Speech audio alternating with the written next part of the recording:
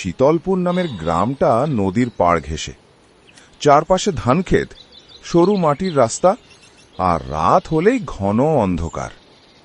গ্রামে একটা কাহিনী বহুদিন ধরে চলে আসছে। পুরনো শ্মশান ঘাটের পাশে একটা বিশাল তাল গাছ আছে। রাতে কেউ যদি ওই গাছের নিচ দিয়ে যায়, সে আর বাড়ি ফিরে আসতে পারে না। গ্রামের মানুষ বলে তাল গাছটার ডালে একটা ঝুলন্ত ছায়া নাকি বসে থাকে, মাথায় অদ্ভুত খোঁপা বাঁধা, লম্বা জিভ আর ফাঁকা চোখ। তবে এগুলো লোকমুখে শোনা কথা। গল্পের নায়ক অর্ণব শহর থেকে আসা এক তরুণ সাংবাদিক। সে গ্রামে এসেছে পুরনো লোককথা নিয়ে লেখার জন্য। অর্ণব গ্রামবাসীর মুখে শুনল ওই তালগাছের কথা। সবাই তাকে সাবধান করল রাতে ওই পথে না যেতে। কিন্তু অর্ণবের স্বভাবটাই কৌতূহলী, সত্যি উদ্ঘাটন করতেই হবে। তাই সে ঠিক করল রাত 12টার সময় টর্চ আর ক্যামেরা নিয়ে যাবে শ্মশানঘাটের কাছে। রাতের নিস্তব্ধতায় যখন অর্ণব একা তালগাছের দিকে এগোচ্ছে, চারপাশে ঝিঁঝি পোকার ডাক হঠাৎ বন্ধ হয়ে গেল। টর্চের আলো কাঁপতে লাগল। মনে হচ্ছিল গাছের ডাল নড়ছে, কিন্তু বাতাস নেই। অর্ণব গলা শুকনো নিয়ে ছবি তুলতে লাগল।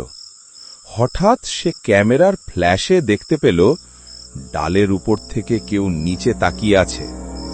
মুখ দেখা যাচ্ছে না, শুধু লালচে চোখ দুটো জ্বলছে। অর্ণব সাহস করে ডাক দিল, কে আছো গাছের ওপর? কোনো উত্তর নেই, বরং পেছন থেকে শোনা গেল কারো খিক খিক হাসি।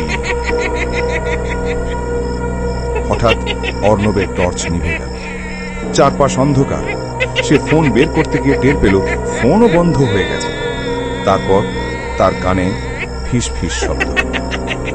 এত রাতে কেন এলে আমার কাছে? অর্ণব ভয়ে ঘেমে গেল। সে পালাতে চাইল, কিন্তু পা যেন আটকে গেছে মাটিতে। ওরা আমাকে বন্দি করেছিল এই গাছে, আমি মুক্তি চাই। ধীরে ধীরে এক ছায়া মূর্তি নামতে লাগলো তালগাছ থেকে।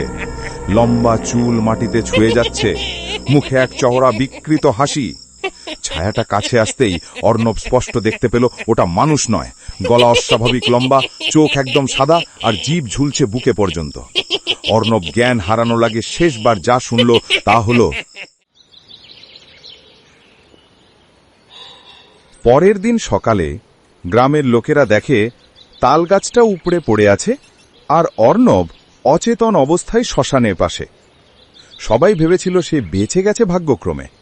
কিন্তু বাড়ি ফিরে অর্ণব আয়নায় তাকিয়ে দেখে তার চোখ দুটো একেবারে সাদা হয়ে গেছে। আয়নার ভেতর থেকে ফিস ফিস ভেসে আসে,